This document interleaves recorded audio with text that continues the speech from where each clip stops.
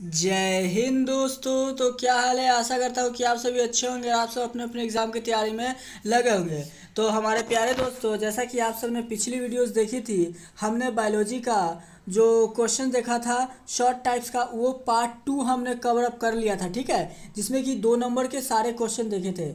आज के हमारे प्यारे दोस्तों, आज का जो आपका क्लास चलेगा, इसमें हम लोग बायोलॉजी के पार्ट 3 को देखेंगे, जिसमें 2 नंबर और साथ साथ 5 नंबर दोनों ही क्वेश्चंस के आपके क्वेश्चन पेपर अब आपके अभी शो होने वाले हैं। ठीक है, इससे पहले भी आपने मैराथन वीडियो देखी होगी, जिसमें हमने बायो, केमिस्ट्री और फिजिक्स तीनों ही सब्जेक्ट के हमने 50 most important questions 2023 board exams के लिए डिस्कस किए थे। तो चलिए बढ़ते हैं आज के पहले क्वेश्चन की तरफ, बायोलॉजी का।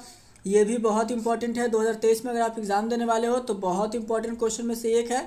वीडियो को पूरा देख लीजिए ताकि आपको कोई दिक्कत ना हो, और पीडीएफ आप इसका कहीं से भी ले सकते हैं, फ्री ऑफ कॉस्ट है। चलिए पहला क्वेश्चन जो कि आपके स्क्रीन पर है, कहता है name the hormones that control the growth, maintenance and function of duct system, accessory glands, penis और seminiferous tubules and Leydig cells. ये जितना भी नाम आपको दिया गया, फंक्शंस ऑफ डक्ट सिस्टम, आपका accessory glands, penis, seminiferous tubules and Leydig cells, सभी का आपको ऐसे क्या बता रहे हैं? तो हॉर्मोन्स।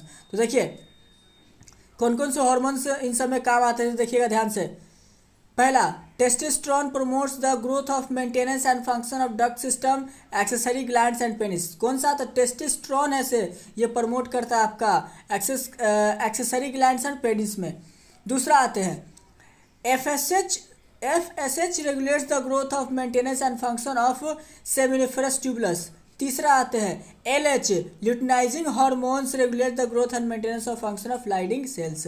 तो समझ गए। और ये तीनों अलग अलग पूछेगा तो 2 नंबर के लिए, एक साथ पूछेगा तो 5 नंबर के लिए। मैंने बताया ताकि आपका 2 नंबर हो या 5 नंबर हो, आपसे बन जाए। चलिए क्वेश्चन नंबर 2 की तरफ। Mention the function of fallopian tube, uterus and vagina. Function बताना है आपको। अलग अलग पूछेगा तो 2 नंबर के लिए, एक साथ पूछेगा तो 5 नंबर के लिए। तो चलिए पहला फैलोपियन ट्यूब का फंक्शन देखिए। कहता है this conducts the ovum toward the uterus and ovum में be fertilized by sperm unit. समझ गए। तो जो ये आपका ओवम है, ठीक है, यूट्रस में ओवम को ऐसे कंडक्ट करता है, जब स्पर्म इसमें आएगा तो फर्टिलाइज भी हो जाएगा। चलिए नेक्स्ट यूट्रस का देखिए। The fertilised ovum at the blast coast stage gets implanted on the wall of uterus and develops into the growing fetus during the pregnancy।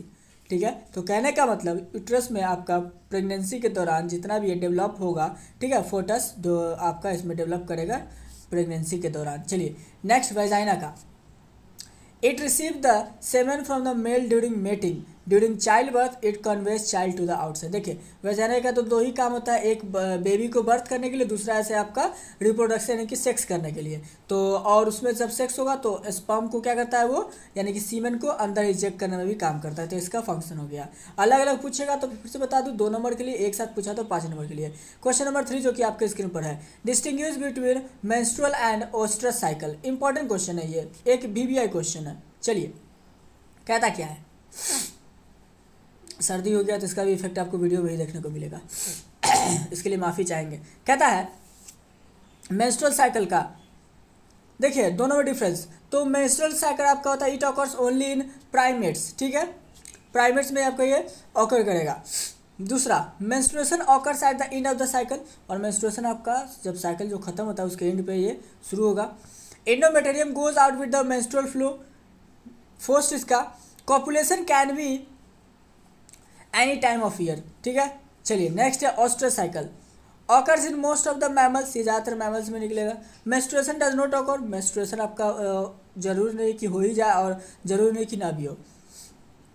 एंडोमेटेरियम is reabsorbed. Copulation occurs only when female is oestrus और heated period.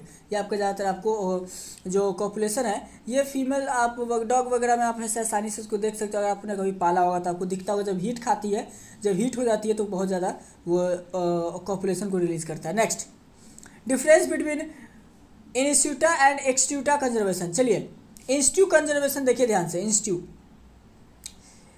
It include protection और conservation of whole ecosystem and its biodiversity natural condition. देखिए ये पूरी तरीके से protection को ऐसे cover up करता है, जो भी इकोसिस्टम है, होल इकोसिस्टम को। ठीक है, नेचुरल डाइवर्सिटी में। दूसरा XC2 कहता है it includes conservation of rare plant animal in place outside their natural home. देखिए एक्सटिंक्शन के भी आप सुने होंगे, तो रेयर प्लांट्स और एनिमल्स में ही XC2 आपका कंजर्वेशन यूज होता है। ठीक है, चलिए आते हैं क्वेश्चन नंबर 5 की तरफ। Name and assign the aim of different zones of biosphere reserve. Name कीजिए और असाइन कीजिए उसका जो भी जोन्स है ना उसका रिजर्व का। तो देखिए क्या क्या नाम है उसका ध्यान से देखिएगा। 3 नाम है, कोर्स और नेचुरल जोन, बफर जोन और ट्रांजिशन जोन। चलिए ये 3 थे। क्वेश्चन नंबर आते हैं 6 की तरफ। Give example of each differentiate between biodegradable and non biodegradable. ठीक है, आपको डिफरेंस देना है। तो कहता है बायोडिग्रेडेबल पॉल्यूटेंट्स क्या होता है। तो बायोडिग्रेडेबल क्या होता है ध्यान से देखिए।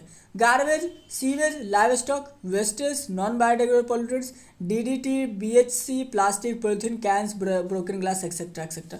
ये सब नॉर्मल क्वेश्चन जो कि आप आए दिन पढ़ते होंगे। Next question number 7, mention any 2 effects of air pollution और प्लांट्स। 2 इफेक्ट बताइए एयर पोल्यूशन। तो 2 इफेक्ट क्या, हम यहाँ पर ढेर सारा इफेक्ट लिख दिया, आपको जो लिखना हो लिख लेना। देखिए क्लोजिंग ऑफ एस्टोमाटा, जब ऐसे एयर पोल्यूशन होगा तो एस्टोमाटा जो प्लांट का वो क्लोज हो जाएगा। क्लोरोसिस होगा, डिफ्लोरेशन होगा, निक्रोसिस होगा और सिल्वरिंग होगा। चलिए क्वेश्चन नंबर 8 की तरफ। Right a note on puberty. Puberty पे आपको नोट लिखना है और इंपॉर्टेंट क्वेश्चन है। Puberty is a period of sexual maturity. पता ही है ये एक सेक्सुअल मैच्योरिटी है कि बच्चा जवान हो रहा है या बच्ची जवान हो रही है उस समय का। It comes between 13 to 16 years in the male and between 10 to 14 years in the female. ठीक है, it is control by the testosterone in male and oestrogen in the female. ये किसके द्वारा कंट्रोल होता है, तो टेस्टोस्टेरोन मेल में और एस्ट्रोजन फीमेल में। It is characterised by the development of secondary sexual characters. Secondary sexual characters को भी के माध्यम से भी इसको हम लोग कैरेक्टराइज करते हैं। चलिए क्वेश्चन नंबर 9 की तरफ।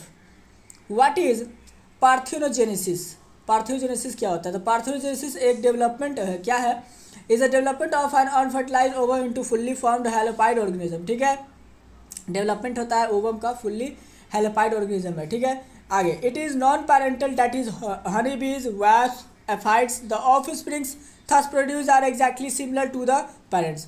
ये आपका यूनिपेरेंटल होता है, मतलब कि सिंगल पेरेंट्स, इसमें मेल और फीमेल की ऐसी जरूरत नहीं है, एक ही पेरेंट्स से इसमें आ सकता है।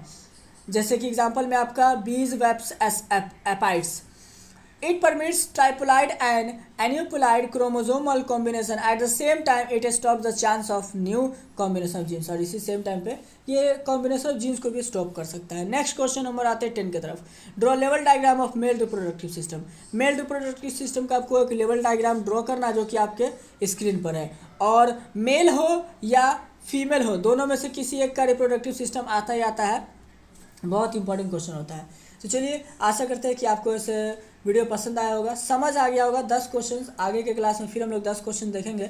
कोई डाउट हो तो कमेंट करके बता दीजिएगा, उसको ऐसे सॉर्ट आउट करेंगे। मिलते हैं अगले वीडियो में। आपका हमारे इस वीडियो पर अपना बहुमूल्य समय देने के लिए बहुत बहुत धन्यवाद, और पढ़ते रहिए, 2023 की एग्जाम की तैयारी करते रहिए। जय हिंद, जय भारत, वंदे मातरम। और दोबारा से आपको हमारे इस वीडियो पर अपना बहुमूल्य समय देने के लिए बहुत बहुत धन्यवाद। अगले वीडियो में मिलेंगे शाम को 3 बजे।